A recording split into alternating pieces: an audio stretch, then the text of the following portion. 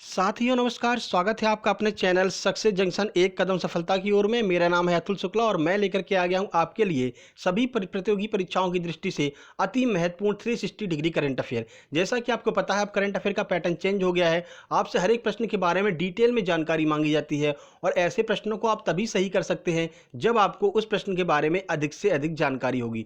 तो उसी पैटर्न को बेस बना करके हम लेकर के आ गए आज की अपनी करंट अफेयर की क्लास। तो चलिए शुरुआत करते हैं। सबसे पहले आपको बताते हैं कि आज के सेशन में क्या क्या होने वाला है। आइए देखते हैं। तो टुडे सेशन की बात करते हैं तो सबसे पहले यस्टरडे का रिवीजन कराया जाएगा, यानी कि कल के 3 प्रश्न जो हैं वो रैंडमली आपसे पूछे जाएंगे और आपको अपने आप को खुद ये जज करना है कि कल वाले प्रश्न आपको याद हैं अथवा नहीं। उसके बाद टुडे करंट अफेयर, यानी कि आज की जो भी महत्वपूर्ण करंट अफेयर बन रही होगी फुल डिटेल में जानकारी और फोटो के साथ में आपको कराई जाएगी।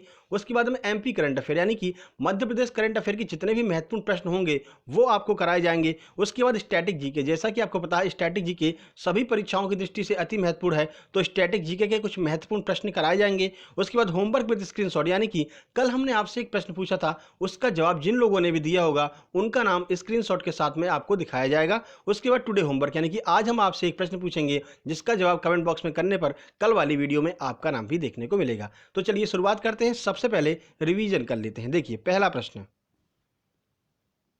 किस राज्य ने अभी हाल ही में लक्ष्मी भंडार परियोजना की शुरुआत की है? गुजरात, पश्चिम बंगाल, आंध्र प्रदेश, तमिलनाडु। चलिए आंसर देख लेते हैं।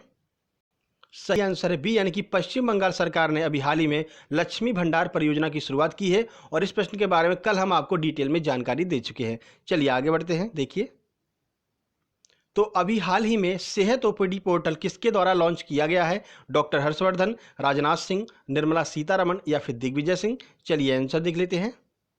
सही आंसर है बी, यानी कि राजनाथ सिंह के द्वारा अभी हाल ही में सेहत ओपीडी पोर्टल को लॉन्च किया गया है। चलिए आगे बढ़ते हैं। देखिए, तो प्रसिद्ध ई कॉमर्स कंपनी अमेजन के नए सीईओ के रूप में किसे नियुक्त किया जा रहा है? डेजी जेसी, एलन मस्क, एंडी जेसी या फिर इनमें से कोई नहीं। चलिए आंसर देखते हैं। सही आंसर है सी, यानी कि एंडी जेसी को अमेजन के नए सीईओ के रूप में नियुक्त किया जा रहा है। ठीक है, तो ये हो गया आपका कल का रिवीजन। चलिए शुरुआत करते हैं आज के करंट अफेयर की ओर बढ़ते हैं। देखिए, तो 29 मई टुडे करंट अफेयर महत्वपूर्ण जितने भी प्रश्न होंगे पूरी जानकारी के साथ में आपको कराए जाएंगे। तो चलिए शुरुआत करते हैं, आगाज करते हैं सीधे पहले प्रश्न की ओर। देखिए पहला प्रश्न, तो नोबेल पुरस्कार विजेता अमर्त्य सेन को किस देश के सर्वोच्च सम्मान से सम्मानित किया गया है?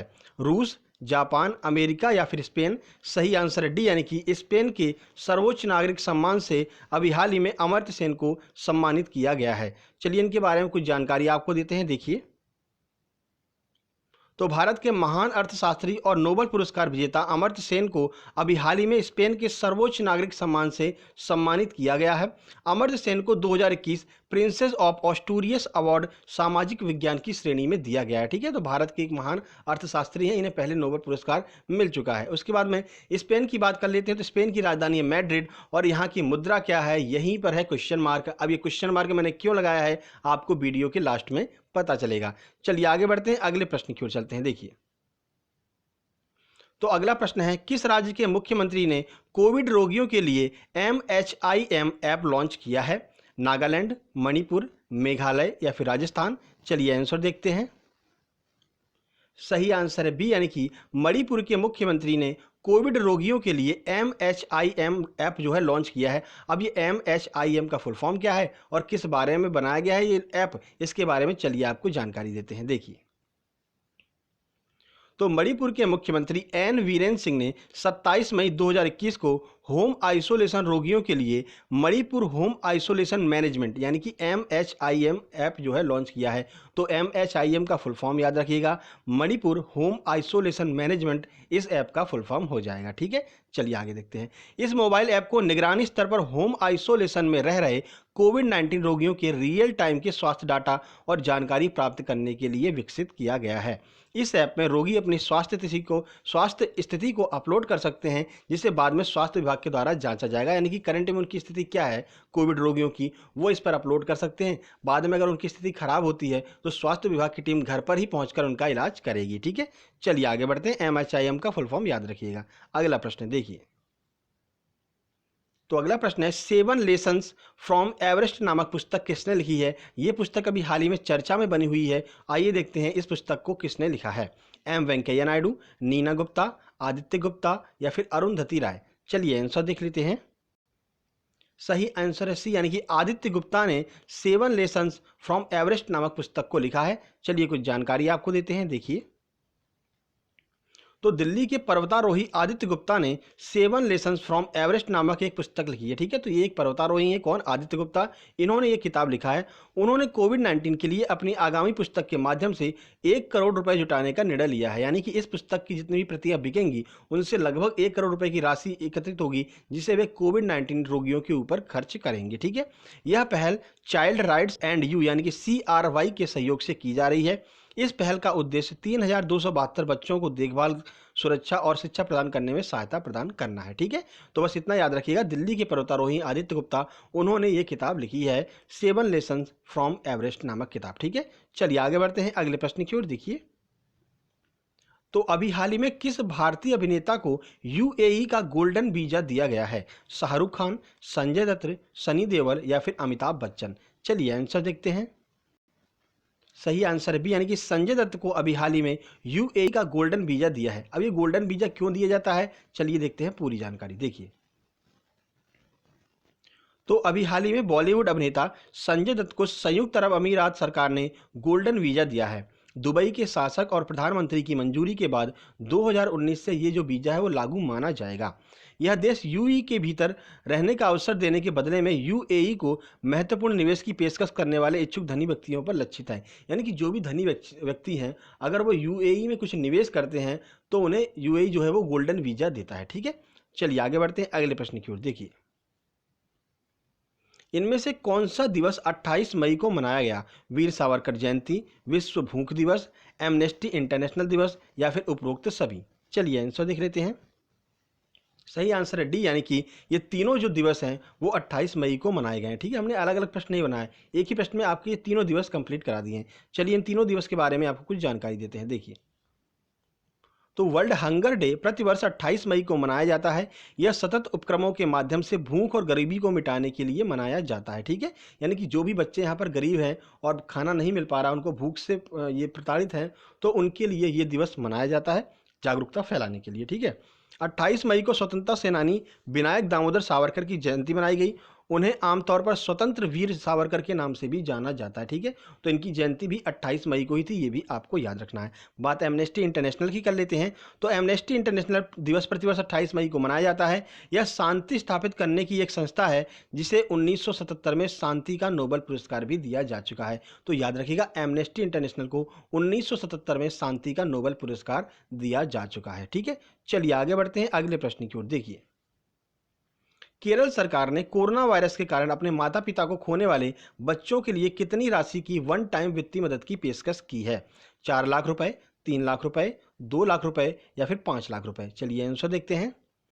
सही आंसर है बी, यानी कि 3 लाख रुपए की यहाँ पर पेशकश की है वन टाइम, यानी कि एक बार जो है पैसा दिया जाएगा। अब वो 3 लाख रुपए कैसे दिए जाएंगे? इकट्ठे तो दे नहीं दिए जाएंगे, क्योंकि बच्चे हैं, कहीं भी खर्च कर देंगे या कोई ले ही लेगा, तो उसको 2-2 हज़ार रुपये करके यहाँ पर दिया जाएगा। ठीक है, चलिए पूरी जानकारी आपको देते हैं। देखिए, तो केरल सरकार ने कोरोना वायरस की वजह से अपने माता पिता को खोने वाले बच्चों के लिए 3 लाख की वन टाइम वित्तीय मदद की घोषणा की है। केरल के मुख्यमंत्री पिनाराई विजयन ने कहा कि बच्चों को 18 साल की उम्र तक हर महीने 2,000 रुपये दिए जाएंगे। यानी जब तक उनकी उम्र 18 साल होती है तब तक उनको 2,000 रुपये दिए जाएंगे प्रतिमाह। उन्हें डिग्री स्तर तक की शिक्षा का खर्चा भी राज्य सरकार ही वहन करेगी। यानी कि जब तक वो डिग्री नहीं प्राप्त कर लेते हैं तब तक उनकी शिक्षा का जो भी खर्चा होगी वो भी राज्य सरकार वहन करेगी। अब आपको याद होगा कि ऐसी परियोजना सबसे पहले किसने चालू की है? तो सबसे पहले अपने मध्य प्रदेश ने चालू की है। उन्होंने बताया, मतलब कि मध्य प्रदेश के शिवराज सिंह चौहान मुख्यमंत्री ने बताया कि ऐसे बच्चों को 5,000 रुपये जो है मासिक यहाँ पर खर्चा दिया जाएगा। ठीक है, चलिए आगे बढ़ते हैं अगले प्रश्न की ओर। देखिए, तो हाल ही में किस देश ने भारत को वेंटिलेटर मुहैया कराने की घोषणा की है? ऑप्शन ए है जापान, ऑप्शन बी है स्पेन, ऑप्शन सी है पाकिस्तान या फिर ऑप्शन नंबर डी है जर्मनी। तो किसने अभी हाल ही में ये कहा है कि भारत सरकार को हम वेंटिलेटर उपलब्ध कराएंगे? चलिए देखते हैं। सही आंसर है ए, यानी कि जापान ने यहाँ पर मदद की पेशकश की है और भारत सरकार के लिए जो है वेंटिलेटर वहाँ पर भेजे हैं जापान सरकार ने। ठीक है, देखिए कुछ जानकारी। तो जापान में अतिरिक्त वेंटिलेटर और ऑक्सीजन देकर भारत की मदद करने का फैसला लिया है। यह United nation office for partnership के माध्यम से मदद करेगा। ठीक है, तो ये एक संस्था है जिसके सहायता से जो है भारत की मदद जापान के द्वारा की जाएगी।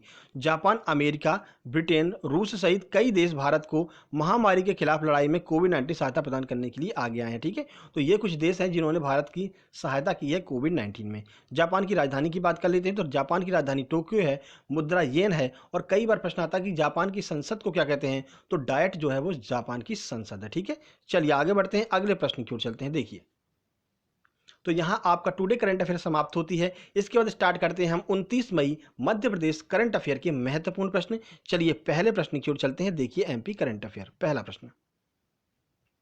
तो मध्य प्रदेश के 4 जिलों में खेलो इंडिया सेंटर बनाने के लिए भारत सरकार के द्वारा कुल कितने रुपए की राशि मंजूर की गई है? 50 लाख, 40 लाख, 30 लाख या फिर 20 लाख? चलिए आंसर देखते हैं।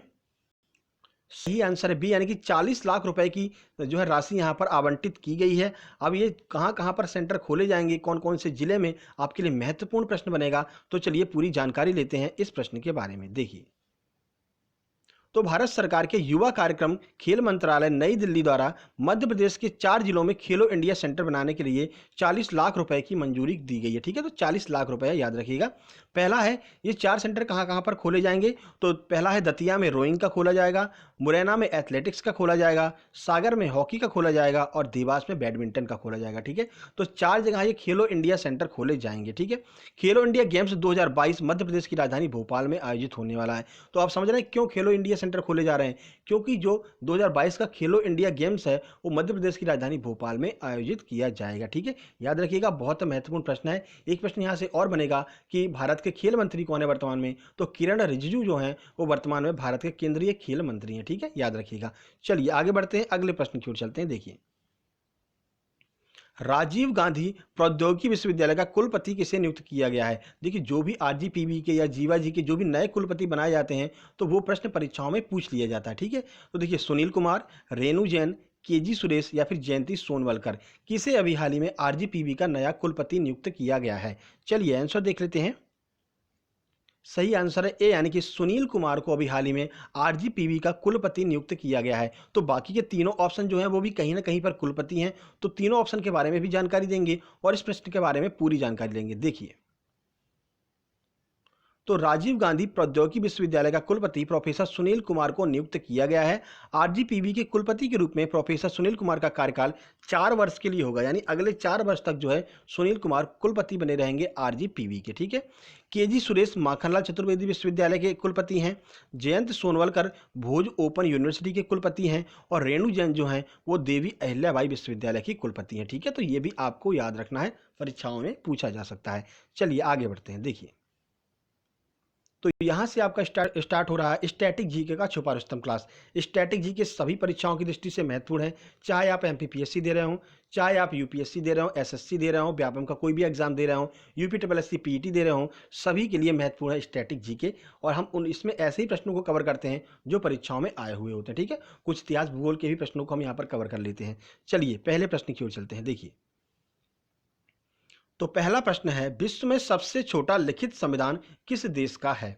ऑस्ट्रेलिया, कनाडा, संयुक्त राज्य अमेरिका या फिर यूनाइटेड किंगडम? चलिए आंसर देखते हैं। सही आंसर है सी, यानी कि संयुक्त राज्य अमेरिका का जो संविधान है वो सबसे छोटा लिखित संविधान है। देखिए, अमेरिका के संविधान में कुल 4400 ही शब्द हैं। ठीक है, यह विश्व का सबसे पुराना और सबसे छोटा लिखित संविधान है। अमेरिका संविधान में कुल 7 अनुच्छेद हैं। तो ये तीनों प्रश्न आपसे पूछे जा सकते हैं, कितने अनुच्छेद हैं, कितने शब्द हैं, और विश्व का सबसे पुराना जो संविधान है वो अमेरिका का ही संविधान है। ठीक है, चलिए आगे बढ़ते हैं। देखिए अगला प्रश्न, स्वतंत्र भारत की स्थापना प्रथम गैर कांग्रेसी सरकार की स्थापना किस राज्य में हुई थी? मतलब जब भारत स्वतंत्र हो गया था तो उस समय गैर कांग्रेसी जो सरकार बनी थी सबसे पहले किस राज्य में बनी थी? नहीं तो आपको पता है शुरुआत से ही कांग्रेस की सरकार बनती चली आ रही थी। ठीक है, अब कौन सा एक ऐसा राज्य है जहां पर गैर कांग्रेसी सरकार बनी थी? तो पंजाब, बिहार, महाराष्ट्र या फिर केरल? चलिए आंसर देख लेते हैं। सही आंसर डी, यानी कि केरल में सबसे पहले गैर कांग्रेसी सरकार बनी थी। तो किसकी सरकार बनी थी, किस पार्टी की सरकार बनी थी, आइए देख लेते हैं। तो देखिए, स्वतंत्र भारत में प्रथम गैर कांग्रेसी सरकार 1957 में केरल राज्य में बनी थी। इस चुनाव में सीपीआई ने कांग्रेस को हराया था। ठीक है, तो कौन सी पहली पार्टी थी जिसने स्वतंत्र भारत में पहली बार कांग्रेस को हराया था? तो सीपीआई जो है केरल की पार्टी, उसने सबसे पहले कांग्रेस को हराया था और प्रथम गैर कांग्रेसी सरकार जो है वो केरल में बनी थी। ठीक है, चलिए आगे बढ़ते हैं। देखिए, भारत का सबसे बड़ा वॉर मेमोरियल कहां पर स्थित है? बहुत महत्वपूर्ण प्रश्न है, कई बार परीक्षाओं में पूछा गया, यूपीएससी तक ने इसको कवर किया है। दिल्ली, मुंबई, बेंगलुरु या फिर जयपुर? चलिए आंसर देखते हैं। सही आंसर है, यानी कि दिल्ली में सबसे बड़ा वॉर मेमोरियल स्थित है भारत का। अब वो वॉर मेमोरियल कौन सा है, आइए बताते हैं। तो भारत का सबसे बड़ा वॉर मेमोरियल दिल्ली में स्थित है, जो कि इंडिया गेट को कहा जाता है। यानी इंडिया गेट को भारत का सबसे बड़ा वॉर मेमोरियल कहा जाता है।